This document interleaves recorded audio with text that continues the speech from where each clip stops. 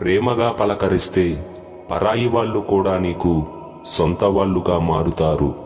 అదే నువ్వు కఠినంగా మాట్లాడితే నీ వాళ్ళు కూడా నీకు దూరమవుతారు. అందుకే అందరినీ ప్రేమగా పలకరించు. పోయేదేముంది, నోటి నుండి వచ్చే మాటే కదా. బాగా అర్థం చేసుకో. తప్పులు చేసేవాడు అమాయకుడు. ఒక తప్పును మళ్ళీ మళ్ళీ చేసేవాడు మూర్ఖుడు. అసలు తప్పులే చేయనివాడు చేతకానివాడు. తనకు తెలియకుండా తప్పును చేసి తనకు తెలిసి ఆ తప్పును సరిదిద్దుకునేవాడే మనిషి. నువ్వు ఎన్నిసార్లు మోసపోయినా అవమానంతో కుమిలిపోకు. ఎందుకంటే నువ్వు నమ్మి మోసపోయావే తప్ప ఎవ్వరినీ నమ్మించి మోసం చేయలేదని గర్వపడు.